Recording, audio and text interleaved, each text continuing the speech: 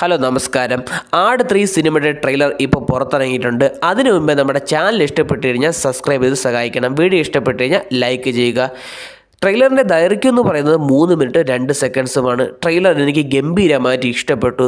പാസ്റ്റിലെ കഥ ഒരു പേടിയുണ്ടായിരുന്നു, പക്ഷേ ട്രെയിലറിൽ നല്ല മേക്കിങ്ങും നല്ല ഫണ്ണായിട്ടാണ് എടുത്തു വെച്ചിരിക്കുന്നത്. പ്രസൻറ്റിലെ കഥ പറയേണ്ട ആവശ്യമില്ല. ആ ചെയിൻ മ്യൂസിക്, പഴയ റീബൂട്ട് ചെയ്ത ചെയിൻ മ്യൂസിക്, പാപ്പം തൊട്ട് പി ശശി വരെയുള്ള ചെയിൻ മ്യൂസിക് അത് ഗംഭീരമായിട്ട് വർക്കൗട്ടായിട്ടുണ്ട്. പിന്നെ പാപ്പനും പിള്ളേരുള്ള ഫണ്ണ് അത് നല്ല തിയേറ്ററിൽ നല്ല വർക്കാവുമെന്ന് പ്രതീക്ഷിക്കാം. സിനിമ ആവറേജിൽ നിന്നും ഒതുങ്ങിക്കൂടിയ രക്ഷയില്ല. നല്ല പോസിറ്റീവ് റിവ്യൂ തന്നെ വരണം. കാരണം ദുരന്തറും ടോക്സിക്കും ഉണ്ട് തൊട്ട് പിറകെ. എങ്ങനെയാവുമെന്ന് പറഞ്ഞൂടെ. കിടിലൻ ക്ലാഷാണ് വരാൻ പോകുന്നത്, അത് ഉറപ്പിക്കാം. പക്ഷേ കേരളത്തിലെ ഏറ്റവും കൂടുതൽ ഹൈപ്പ് കൂടുതൽ നമ്മളെ പാപ്പനാണ്.